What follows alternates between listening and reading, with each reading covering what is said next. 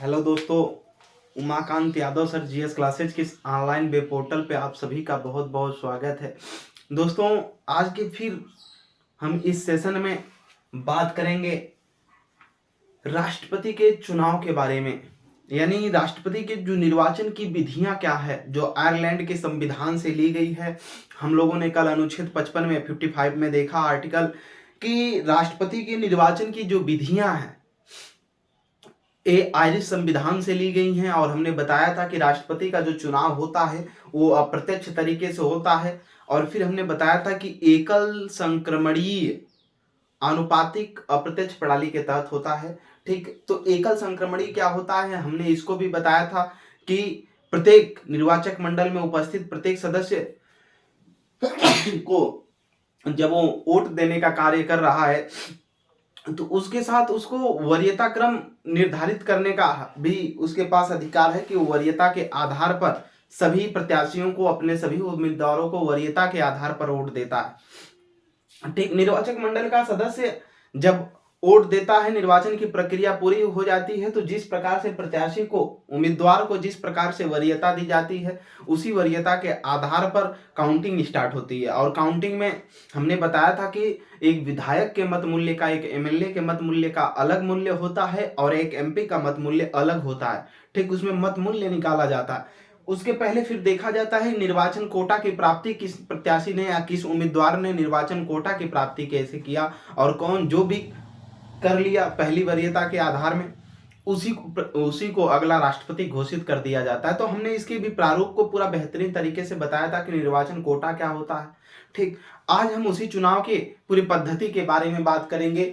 एक थोड़ा सा छोटा सा मॉडल प्रस्तुत करेंगे आपके सामने कि उस मॉडल को आप समझ पाएं कि राष्ट्रपति का चुनाव शायद इसी दृष्टि में होता है। फिर हम लोग देखेंगे राष्ट्रपति के चुनाव की कमियां क्या क्या हैं, आलोचनाएं क्या करते हैं, आलोचक क्या इस पे कहते हैं, क्या क्या कमियां हैं। ठीक, आइए हम अनुच्छेद 55 में राष्ट्रपति के निर्वाचन की जो विधियां हैं इसके तहत देखेंगे। हम मानेंगे सबसे पहले कि निर्वाचक मंडल के जो सदस्य हैं, यानी निर्वाचक मंडल में पूरा जो वोट देने वाले लोग हैं, कुल 1000 वोट पड़ा। वैध वोट जो पड़ा वो कितना पड़ा, लिखेंगे निर्वाचक मंडल में हमने मान लिया कुल 1000 सदस्य थे। कितना, 1000।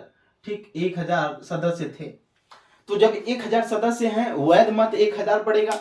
ठीक, मान लिया हमने 1000 वैध ही पड़ गया। ठीक, तो इसमें निर्वाचन कोटा की प्राप्ति कितना होगी, तो लिखेंगे निर्वाचन कोटा बराबर निर्वाचन कोटा, यहां से निर्वाचन कोटा कितना होगा, हमने बताया था पूरा वैध मत का क्या, हाफ प्लस 1। तो वैध मत 1000/2 प्लस 1 बराबर कितना, 501। यानी जो व्यक्ति 501 वोट को प्राप्त कर लेगा वही क्या कहलाएगा, मतलब वही अगला राष्ट्रपति बनेगा। आइए उम्मीदवारों को उतारते हैं। उम्मीदवार, हमारा पहला जो उम्मीदवार होगा वो हम मान लेते हैं हमारे पास 4 उम्मीदवार होंगे।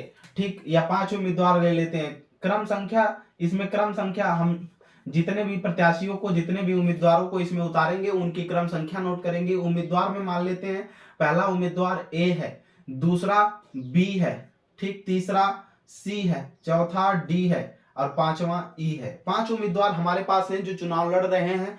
ठीक, इधर इनकी संख्या 1, 2 और 3 और 4 और 5 उम्मीदवार A B C D E राष्ट्रपति का चुनाव लड़ रहे हैं। और निर्वाचक मंडल के सदस्यों में टोटल 1000 सदस्य क्या कर रहे हैं, प्रतिभाग कर रहे हैं। 1000 टोटल वैलिड वोट पड़ा है। तो निर्वाचन कोटा की प्राप्ति में जो सदस्य 501 वोट प्राप्त कर लेगा, ठीक, वही क्या हो जाएगा, भारत का राष्ट्रपति चुना जाएगा। ठीक, उम्मीदवार A B C D E चुनाव लड़ते हैं। मतदाता को हम वोटिंग पर्सन के नाम से जानेंगे। ठीक, यानी हम इसको लिख सकते हैं V1 V2 V3 इस तरह से dot dot dot dot dot. ये मान लेते हैं हम 1000वां पर्सन था, मतलब 1000वां नंबर का व्यक्ति है। इसी प्रकार बीच में सभी मतदाता अपना वोटिंग करेंगे।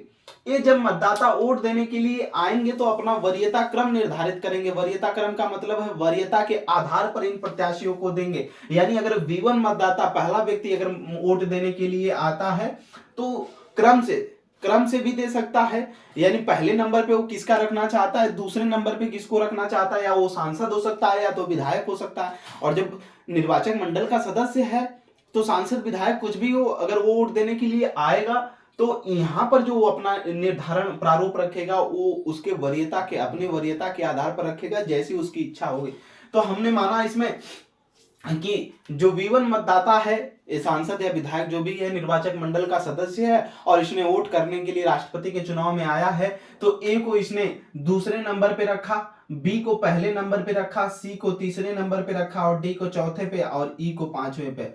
ये अपने वरीयता से आप अपने तरीके से क्या कर सकते हैं, वरीयता क्रम निर्धारित कर सकते हैं। यहीं पर लिखेंगे वरीयता क्रम, वरीयता क्रम, ठीक, क्या वरीयता क्रम, ठीक। ये जो ब्लैक से लिखा गया है ये वरीयता क्रम निर्धारित कर रहा है, ठीक। किस वरीयता के आधार पर इसमें क्या किया गया, वोट दिया गया।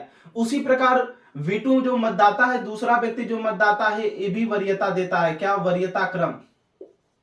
ये जो वरीयता क्रम निर्धारित कर रहा है, हमने माना कि इसने ए को पहले नंबर पे रख दिया, बी को दूसरे नंबर पे, सी को चौथे नंबर पे, डी को पांचवें नंबर पे, तो तीसरे नंबर पे किसको रख रहा है, ई को रख रहा है, ठीक। ये इनके विवेक पर निर्भर करता है कि किस वरीयता के आधार पर इसी प्रकार वोट देते हैं। इसी प्रकार तीसरा भी व्यक्ति आ गया, मान लेते हैं इसने कुछ नहीं परिवर्तन किया, 1 2 फिर 3 4 और पांचवें नंबर पे इसको रखा, ठीक। इस तरीके से इन्होंने कर दिया।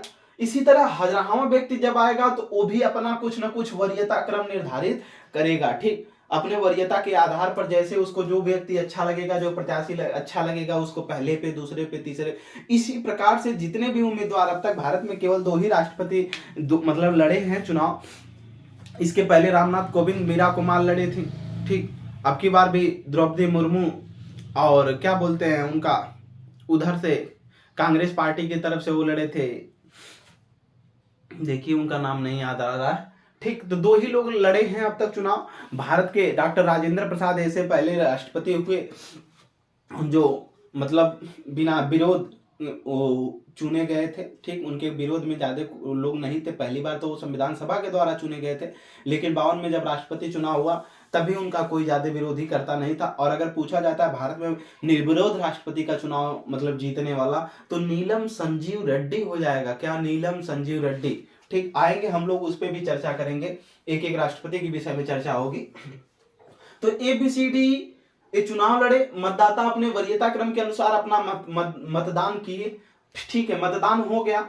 अब हम देखते हैं चल करके प्रथम चक्र की मतगणना, यानी 1000 जो मत है इसमें हम माना कितने कितने लोगों को मत मिल सकता है, तो ठीक है हम इसमें देखेंगे। तो हमने माना कि एक जो मत मिला है, एक जो मत मिला वो 400 मिला, ठीक। पहली मतगणना में कितना वोट मिला, 400 वोट मिला, और दूसरे को हम मान लेते हैं 400 और दूसरे को मान लेते हैं 200 वोट मिला, ठीक। तीसरे को हम मान लेते हैं 100 वोट मिला, ठीक। और डी को मान लेते हैं हम 125 वोट मिला, कितना बच जाएगा, 4 2 6 7 7 1 8 825 175, ठीक। 175 वोट मान लेते हैं ई को मिला। अब देखिएगा चाहिए कितना था, निर्वाचन कोटा में 501 चाहिए था, लेकिन किसी भी उम्मीदवार को प्रथम चक्र की जो मतगणना हुई, यानी पहली बार जब गणना की गई, तो इस गणना में किसी को भी क्या मिला, किसी भी व्यक्ति को निर्वाचन कोटा 501 नहीं मिला प्रथम चक्र की मतगणना में।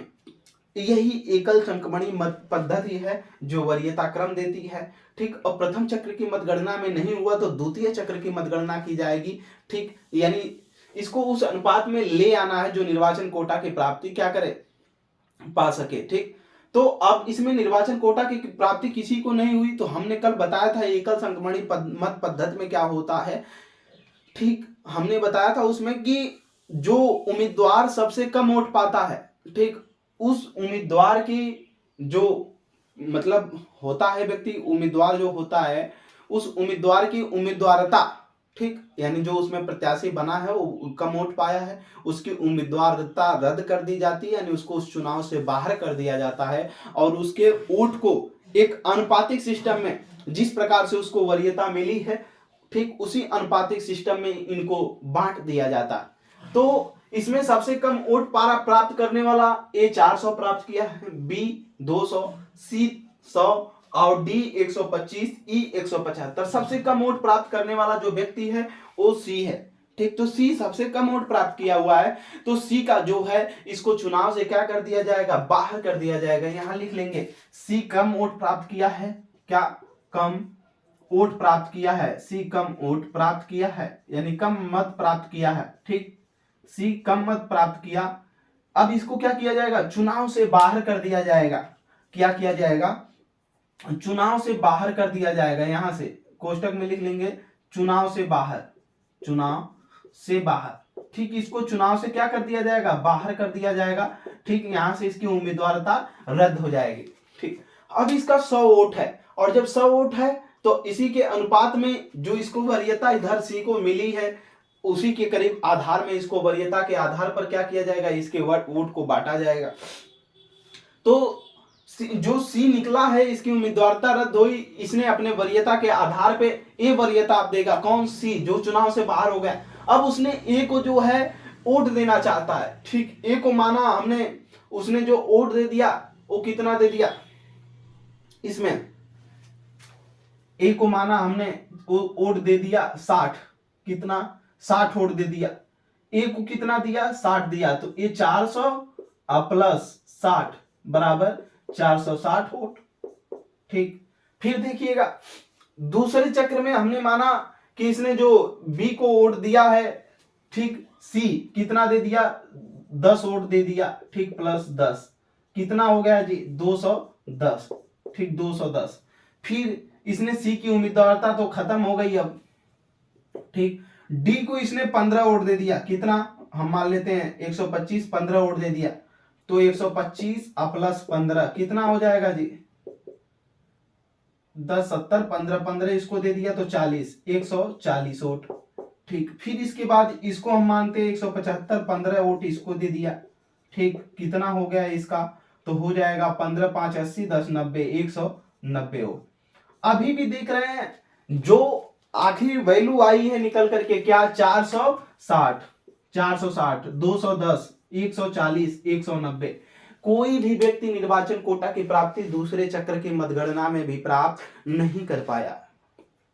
इसका मतलब 4 उम्मीदवार बचे, ए बी और डी ई। ठीक, 4 उम्मीदवार बचे हैं, फिर भी ये निर्वाचन कोटा की प्राप्ति नहीं कर पाए हैं। तो अब आगे की तरफ फिर हमें तृतीय चक्र की मतगणना करनी पड़ेगी। ठीक, तो फिर इसमें सबसे कम उम्मीदवार जो होगा, सबसे कम उम्मीदवार कौन है, डी है। इसकी उम्मीदवारता, ठीक, कम वोट प्राप्त किया तो ये चुनाव से क्या हो जाएगा, बाहर हो जाएगा। ठीक, कौन, ए, कौन हो जाएगा, जो डी है ये चुनाव से बाहर हो जाएगा। ठीक, सबसे कम वोट प्राप्त किया है। ठीक, अब इसकी उम्मीदवारता रद्द कर दी जाएगी। ठीक, चुनाव से बाहर, ये क्या हो जाएगा, चुनाव से बाहर, चुनाव से बाहर।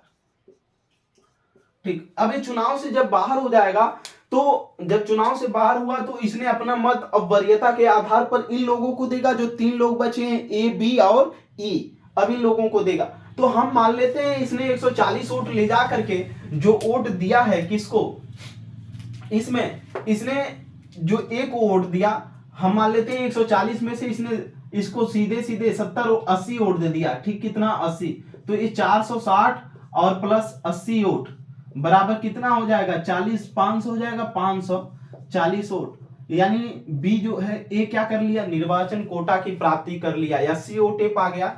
इसके पास कितना बचा हुआ है, 60 वोट बचा है। ठीक, इसने बी को जो दिया है 210 प्लस हम मान लेते हैं इसको 50 दे दिया, कितना हो गया इसका, 260 वोट। ठीक, इसने सी को जो दिया, अरे ई को जो लास्ट में बचा है, इसको 190 और प्लस जो इसके पास 10 वोट बचा है बराबर 200 वोट। ठीक, इसमें देखिएगा सबसे हाईएस्ट वोट कौन प्राप्त किया, इसमें सबसे हाईएस्ट वोट ए प्राप्त किया है। ठीक, 540 वोट प्राप्त कर लिया। चाहिए कितना था, 501 वोट चाहिए था। तो अब जब 501 उसको चाहिए था और इसने 540 वोट प्राप्त कर लिया, यानी ए ने निर्वाचन कोटा को प्राप्त कर लिया। इस प्रकार तृतीय चक्र की मतगणना में एक भारत का राष्ट्रपति चुन लिया जाएगा। ठीक, ये द्वितीय चक्र की मतगणना में भी प्राप्त कर सकता था। ठीक, प्रथम चक्र की मतगणना में भी प्राप्त कर सकता था, लेकिन जब तक हमें निर्वाचन कोटा की प्राप्ति नहीं होगी उतने चक्र की मतगणना हमको करनी पड़ेगी। ठीक, और याद रखिएगा जो व्यक्ति का वोट कम होगा उसी को चुनाव से बाहर किया जाता है। फिर वो व्यक्ति वरीयता के आधार पर अपने वोट का क्या कर देता है, वितरण कर देता है। तो दो प्रत्याशियों को हमने देखा कि एक द्वितीय चक्र की मतगणना से बाहर हो गया और एक तृतीय चक्र की मतगणना से बाहर हो गया। ठीक, 3 प्रत्याशी लड़े लास्ट तक और उनको 540 वोट ए प्राप्त करके निर्वाचन कोटा की प्राप्ति कर लिया, भारत का राष्ट्रपति चुन लिया जाएगा।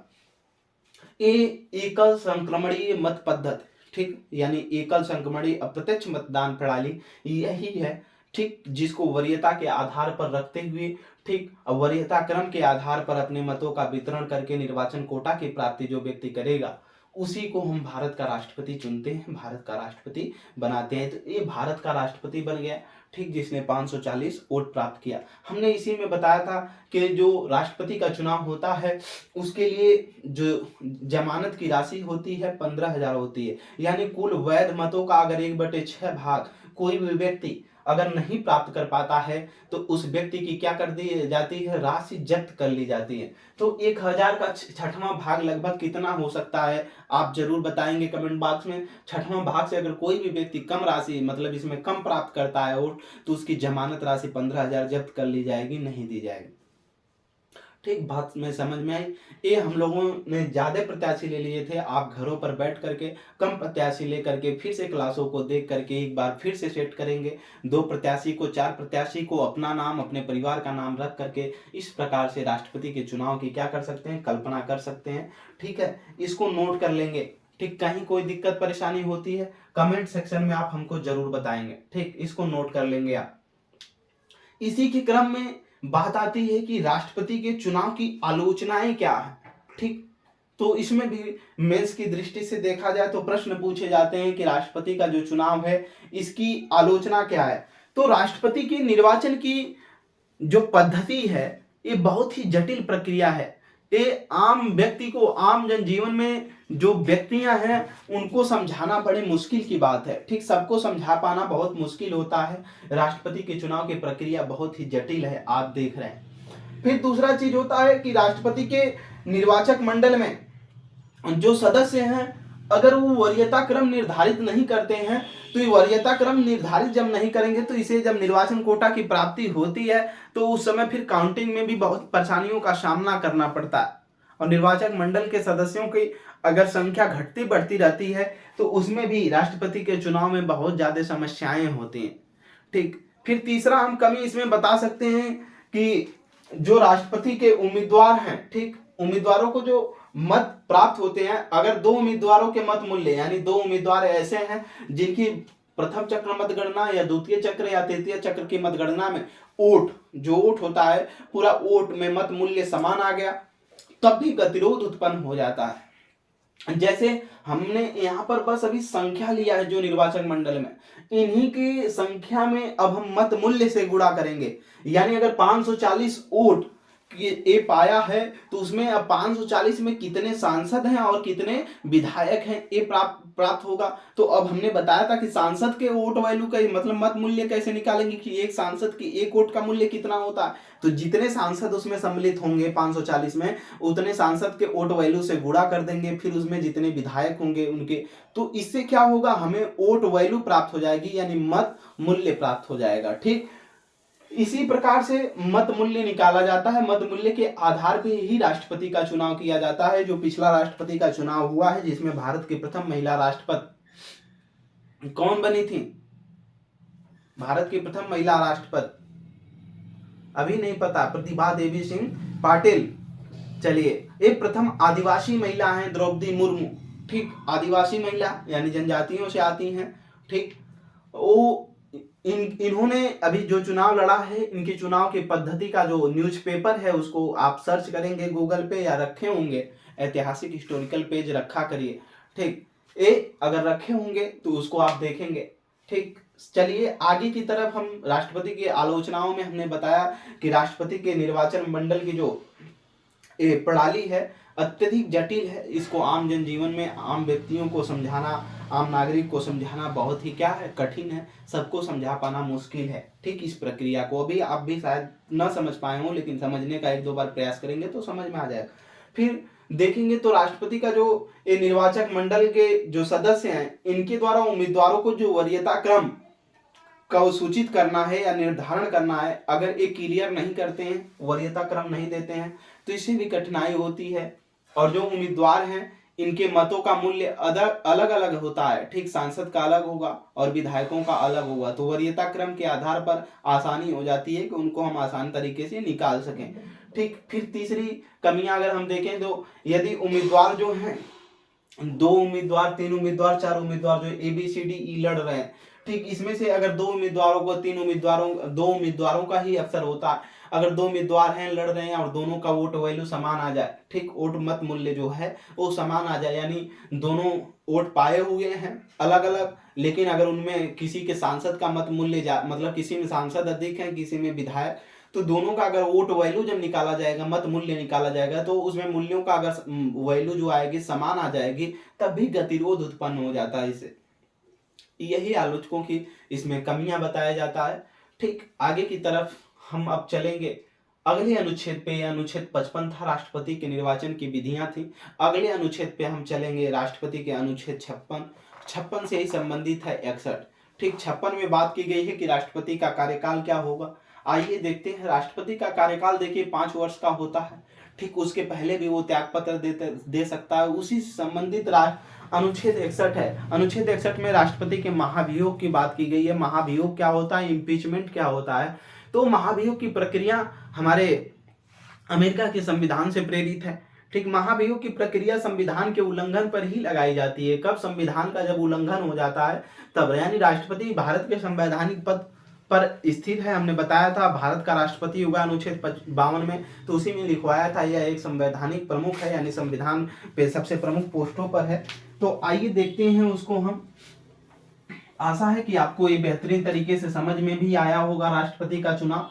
और देखिए, कोई भी चीज है जब तक आप उसको ईमानदारी के साथ अध्ययन नहीं करेंगे, तब तक आप जिंदगी में कुछ भी नहीं सीख सकते। ठीक सर, तो इसलिए आप उसको ईमानदारी के साथ पढ़ें और उसको समझें। ठीक, तभी कुछ हासिल किया जा सकता है, नहीं तो अन्यथा कुछ नहीं।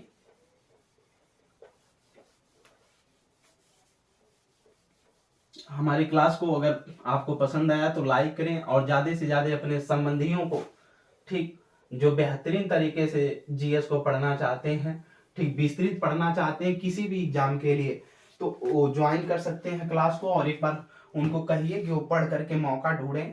ठीक, और पढ़ करके देखें, तब विश्वास करें।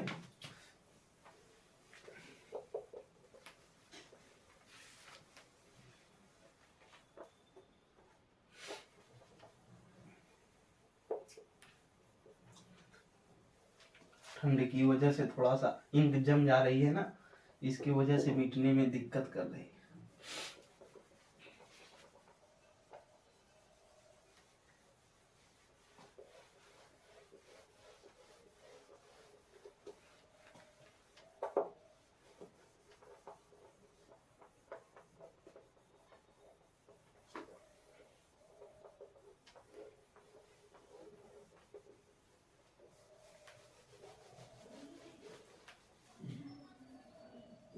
चलिए आगे की तरफ हम लोग बात कर रहे थे अनुच्छेद 56 के। हेडिंग डालिएगा अनुच्छेद 56, आर्टिकल 56, अनुच्छेद 56।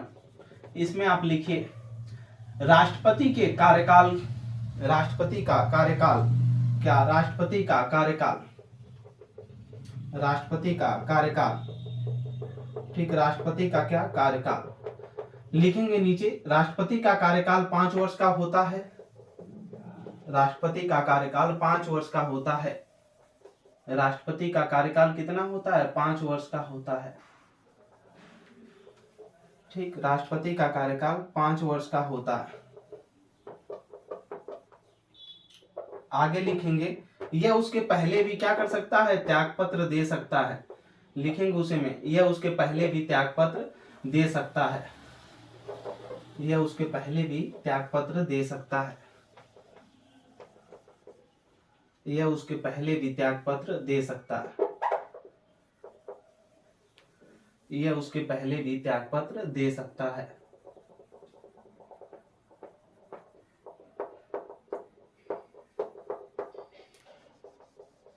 चलिए कुछ तो मिटा।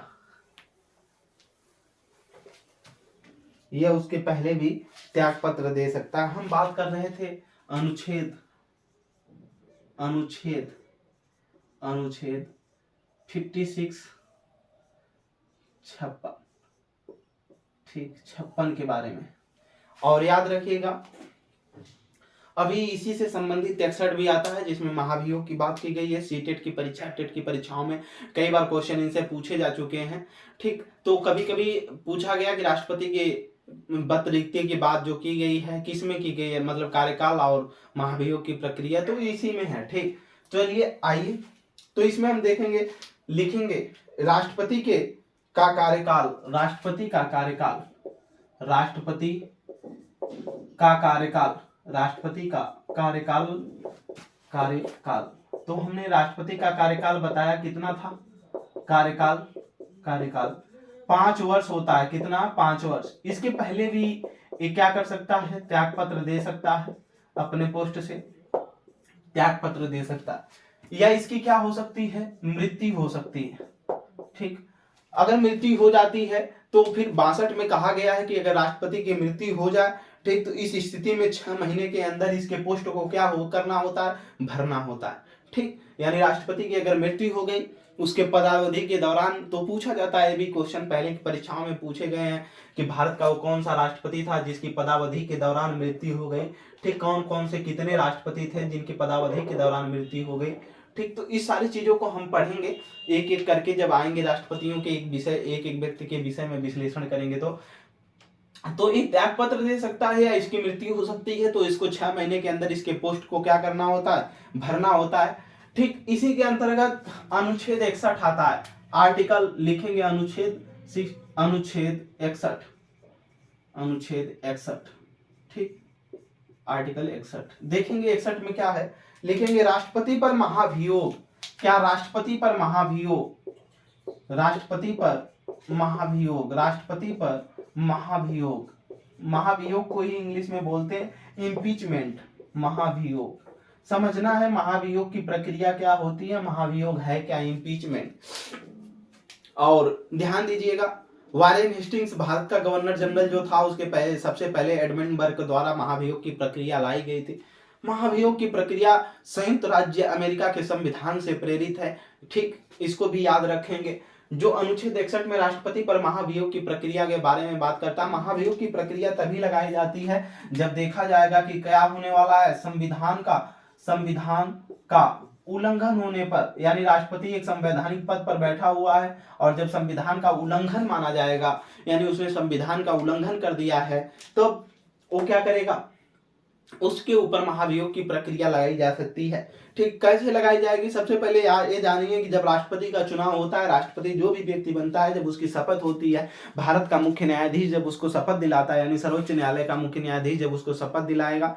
ठीक, और जैसे जस्टिस वीएस रमन्ना ने अभी द्रौपदी मुर्मू को शपथ दिलाया, अगर भारत का मुख्य न्यायाधीश नहीं है तो उसके निचले वरिष्ठतम न्यायाधीश के द्वारा उसको क्या दिया जाएगा, शपथ दिलाया जाएगा सर्वोच्च न्यायालय के वरिष्ठतम न्यायाधीश के तहत। और जब वो शपथ लेता है तो उस समय वो जिस भी धर्म से संबंधित होता है, उस धर्म की सबसे सर्वोच्च पुस्तक के ऊपर, फिर उसके संविधान के ऊपर हाथ रख करके, पहले संविधान फिर उस धर्म से संबंधित उस पुस्तक पर मैं जो भी है उसके आगे की प्रक्रिया कि मैं शपथ लेता हूं कि आज से इस संवैधानिक पद पर जो हूं, किसी भी प्रकार का ऐसा कार्य नहीं करूंगा जो संविधान के उल्लंघन के खिलाफ होगा। और जो भारत की जनता जो सर्वोच्च है लोकतंत्र के लिए, जिसमें संप्रभुता निहित है, ठीक, उनके अतिक्रमण संबंधी कोई भी ऐसा कार्य नहीं करूंगा जहां पर उनको क्या हो, क्षति हो। ठीक, ऐसा शपथ होता है। और अगर वही संविधान का उल्लंघन करने लग जाए तो उस उल्लंघन के आधार पर ही उसके ऊपर क्या किया जाता है, महाभियोग की प्रक्रिया। और इस महाभियोग की प्रक्रिया जब लग जाएगी, और ये महाभियोग की प्रक्रिया जिसके ऊपर भी लग जाएगी, लागू हो गई, अगर महाभियोग की प्रक्रिया पारित हो गई तो ऐसा माना जाएगा कि उसका पद क्या हो गया, रिक्त हो गया।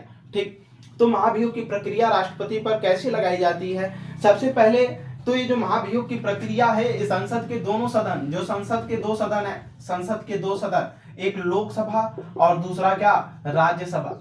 ठीक, एक लोकसभा और दूसरा राज्यसभा, ये संसद के दोनों सदनों में लाई जाती है।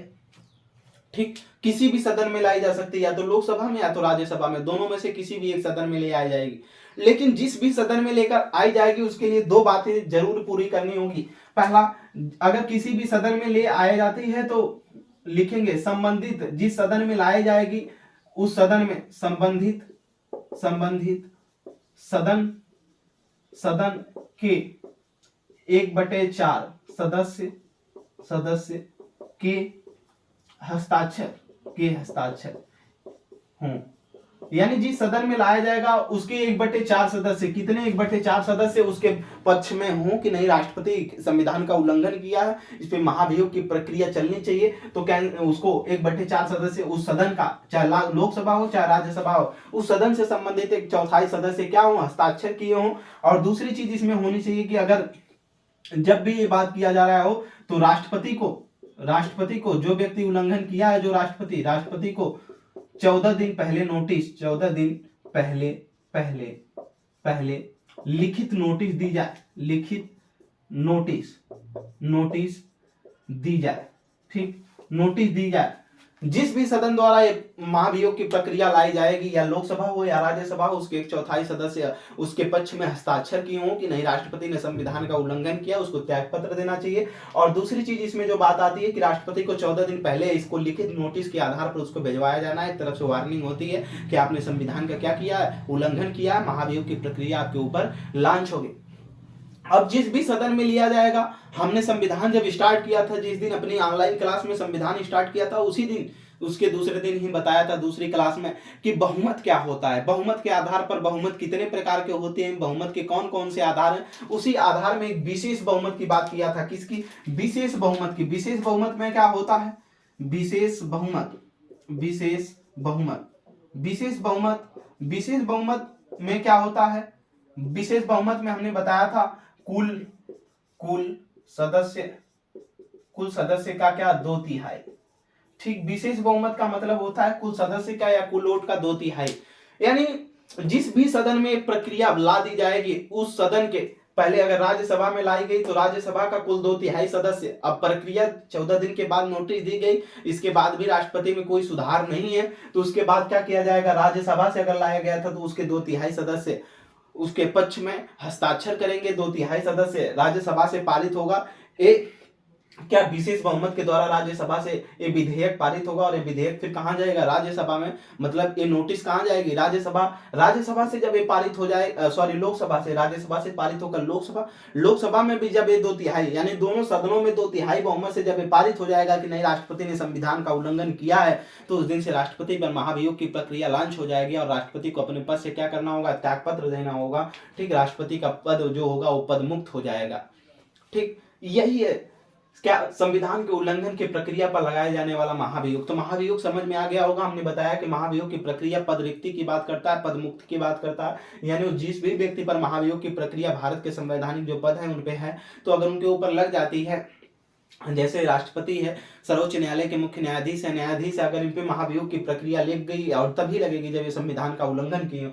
ठीक, संविधान का उल्लंघन अगर कर देते हैं तो संसद के दोनों सदन, लोकसभा और राज्यसभा, दोनों सदनों में से किसी भी एक सदन से एक महाभियोग की प्रक्रिया इनके ऊपर लाई जाएगी, और जिस भी संबंधित सदन से, जिस सदन से लाई जाएगी उसके संबंधित सदन के 1/4 सदस्य क्या किए हों? उसके पक्ष में हस्ताक्षर किए हों। ठीक, या दूसरी चीज जो होती है कि राष्ट्रपति को 14 दिन पहले लिखित सूचना दी जाए कि नहीं वो संविधान का उल्लंघन कर रहा है, उस पर महाभियोग की प्रक्रिया लगाई जाएगी। अगर वो सुधरता नहीं, उसके बाद क्या किया जाएगा? जिस भी सदन में पहले लाया गया था उस सदन में विशेष बहुमत यानी कुल सदस्य का 2/3, हमने बहुमत पहले पढ़ा दिया, पिछली कक्षाओं में जाकर देख कर आए।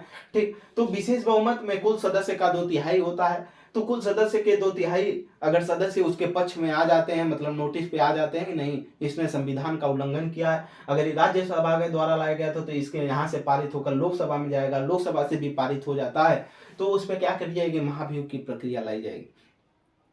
ठीक, ये महाभियोग की प्रक्रिया अब तक भारत के किसी भी राष्ट्रपति के ऊपर नहीं लाई गई, लेकिन हमारे सर्वोच्च न्यायालय के न्यायाधीशों के दीपक मिश्रा हो, इसके पहले और भी लोगों के सदस्यों के ऊपर क्या कही है, लाई गई है महाभियोग की प्रक्रिया, लेकिन असफल रही है, सफल नहीं रही। ये महाभियोग की प्रक्रिया हमने बताया संयुक्त राज्य अमेरिका के संविधान से क्या है, प्रेरित है। ये अनुच्छेद 61 में दी गई है महाभियोग की प्रक्रिया। और 56 में राष्ट्रपति का कार्यकाल 5 वर्ष का होता है, दिया गया है, लेकिन 5 वर्ष से पहले भी वो त्याग पत्र दे सकता है और ये पद मुक्त भी कर दिया जा सकता है 5 साल से पहले। तो जब उसकी रिक्ति हो जाएगी, इसको पद मुक्त कर दिया जाएगा भारत के राष्ट्रपति को, तो उसका कार्यभार कौन संभालेगा, तो उपराष्ट्रपति संभालेगा, वाइस प्रेसिडेंट संभालेगा। ठीक, जब प्रेसिडेंट नहीं होगा तो वाइस प्रेसिडेंट संभालेगा उसकी, किसकी, राष्ट्रपति का जो भी कार्यभार होगा। ठीक, उस समय उसका वेतन, तो उपराष्ट्रपति का वेतन वैसे भी नहीं होता, उसका वेतन तो पदेन राज्यसभा के सभापति के रूप में दिया जाता है, उपराष्ट्रपति का वेतन 0 होता है।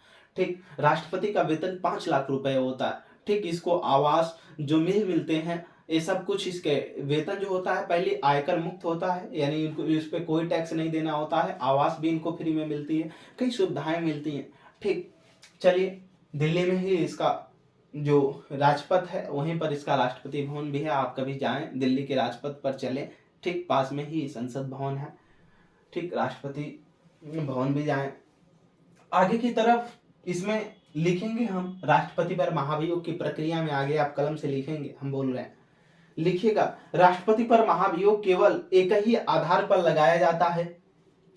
लिखेंगे राष्ट्रपति पर महाभियोग केवल एक ही आधार पर लगाया जाता है, केवल एक ही आधार पर लगाया जाता है। राष्ट्रपति पर महाभियोग केवल एक ही आधार पर लगाया जाता है। डैश देकर लिखेंगे वह है संविधान का उल्लंघन, वह है संविधान का उल्लंघन, वह है संविधान का उल्लंघन, वह है संविधान का उल्लंघन, वह है संविधान का उल्लंघन। आगे की तरफ स्टार बनाकर लिखेंगे राष्ट्रपति पर महाभियोग का प्रस्ताव, राष्ट्रपति पर महाभियोग का प्रस्ताव, महाभियोग का प्रस्ताव संसद के किसी भी सदन के द्वारा, राष्ट्रपति पर महाभियोग की प्रक्रिया का प्रस्ताव संसद के किसी भी सदन के द्वारा, संसद के किसी भी सदन के द्वारा लाया जा सकता है, लाया जा सकता है। ठीक, संसद का जहां सदन लिखे हैं वहां पर कोष्टक में आप लोकसभा एवं राज्यसभा दोनों लिख सकते हैं, लोकसभा एवं राज्यसभा लिख सकते हैं। नीचे लिखेंगे डबल स्टार बना करके लेकिन लेकिन लेकिन लेकिन जिस भी सदन द्वारा यह प्रक्रिया लाई जाएगी, लेकिन जिस भी सदन द्वारा, जिस भी सदन द्वारा यह प्रक्रिया लाई जाएगी, यानी महाभियोग की इम्पीचमेंट की प्रक्रिया। ठीक, जिस भी सदन द्वारा यह प्रक्रिया लाई जाएगी, जिस भी सदन द्वारा यह प्रक्रिया लाई जाएगी, लाई जाएगी, उसको 2 शर्तें होंगी, उसके 2 शर्तें होंगी, उसकी 2 शर्तें होंगी। पहला लिखेंगे इसमें, पहला नंबर 1, संबंधित सदन के 1/4 सदस्य, संबंधित सदस्य के, सदन के, यानी जो सदन है लोकसभा हो या राज्यसभा हो, उस सदन के, संबंधित सदन के 1/4 सदस्य के हस्ताक्षर हों, के हस्ताक्षर हों, यानी राष्ट्रपति के महाभियोग के पक्ष में, यानी महाभियोग लगना चाहिए उसके पक्ष में 1/4 लोग क्या किए हों, 1/4 सदस्य हस्ताक्षर किए हों। दूसरी चीज लिख लीजिए, राष्ट्रपति को 14 दिन पहले लिखित नोटिस दी जानी चाहिए। ठीक, राष्ट्रपति को लिखित 14 दिन पहले क्या होनी चाहिए, नोटिस दी जानी चाहिए। ये 2 प्रक्रिया उसको पहले करनी होगी जिस भी सदन द्वारा यह प्रक्रिया लाई जाएगी। आगे की तरफ स्टार बनाकर लिखेंगे, आगे स्टार बनाकर लिखेंगे प्रस्ताव जिस सदन में लाया जाता है, प्रस्ताव जिस सदन में लाया जाता है, प्रस्ताव जिस सदन में लाया जाता है, प्रस्ताव जिस सदन में लाया जाता है। नीचे से लिखेंगे डैश दे करके, नीचे लिखिएगा पहले उस सदन में, उस सदन के, पहले उस सदन के, पहले उस सदन के, पहले उस सदन के, फिर ये लिख लीजिए विशेष बहुमत बराबर कुल सदस्य गुणे 2/3। ठीक, उस सदन के 2/3 सदस्यों द्वारा, उस सदन के 2/3 सदस्यों द्वारा, उस सदन के 2/3, यानी विशेष बहुमत द्वारा, कोष्टक में लिख लीजिएगा, विशेष बहुमत द्वारा पारित होना चाहिए, पारित होना चाहिए, पारित होना चाहिए। फिर पैराग्राफ चेंज करके लिखेंगे, यह प्रस्ताव दूसरे सदन में जाएगा, यह प्रस्ताव दूसरे सदन में जाएगा, यह प्रस्ताव दूसरे सदन में जाएगा, यह प्रस्ताव दूसरे सदन में जाएगा। फिर पैराग्राफ चेंज करके लिखेंगे, उस सदन के द्वारा भी, दूसरे सदन, जो दूसरे सदन में जाएगा यानी अगर राज्यसभा से लाया गया तो लोकसभा में जाएगा, लोकसभा से लाया गया तो राज्यसभा में जाएगा। ठीक, लिखिएगा दूसरे सदन में भी वह विशेष बहुमत से पारित होना चाहिए। विशेष बहुमत का बराबर कुल सदस्य गुणे 2/3। ठीक, वह विशेष बहुमत से पारित होना चाहिए, यानी दोनों सदनों में विशेष बहुमत से पारित होना चाहिए। ठीक, पारित होना चाहिए, पारित होना चाहिए। अब नीचे डबल स्टार बना के लिखिएगा। ठीक, नीचे लिखिएगा, यदि दोनों सदनों में, यदि दोनों सदनों में, यदि दोनों सदनों में यह प्रस्ताव, यह प्रपोजल, यह प्रस्ताव, यह प्रस्ताव, यदि दोनों सदनों में यह प्रस्ताव, यह प्रस्ताव, ठीक, 2/3 बहुमत से या विशेष बहुमत से, लिखेंगे विशेष बहुमत से पारित हो जाता है, विशेष बहुमत से पारित हो जाता है, विशेष बहुमत से पारित हो जाता है, विशेष बहुमत से पारित हो जाता है, तो राष्ट्रपति, तो राष्ट्रपति, राष्ट्रपति पदमुक्त हो जाता है, राष्ट्रपति पदमुक्त हो जाता है, यानी उस पर महाभियोग की प्रक्रिया हो गई, यानी उस पर महाभियोग की प्रक्रिया हो गई, महाभियोग की प्रक्रिया हो गई। अब आपसे कोई पूछता है कि महाभियोग की प्रक्रिया क्या है, तो आप बहुत आसान भाषा में उसको महाभियोग की प्रक्रिया बता सकते हैं। ठीक, हम मिलते हैं अगले आर्टिकल में, फिर उसी के साथ भारत के सभी राष्ट्रपतियों के विषय में भी चर्चा करेंगे। 2 ही आर्टिकल और बचे होंगे, हमने 56 पढ़ लिया, अब 57, 58, 59 और 60 बचे हुए हैं। ठीक, 62 की भी हमने चर्चा कर दी है कि उसमें भी पद रिक्ति की बात की गई है, क्या पद रिक्ति की फिर देख लिया जाएगा, परेशान होने की जरूरत नहीं है। ठीक, फिर मिलते हैं अगली कक्षाओं में, तब तक के लिए पढ़ते रहिए और ज़्यादा से ज़्यादा हमारे चैनल को शेयर लाइक करते रहिए। ठीक, दूसरे तक शेयर करिए, सब्सक्राइब भी करवाते रहिए। Umakant Yadav sir GS classes में जुड़ने के लिए आप सभी का बहुत बहुत धन्यवाद।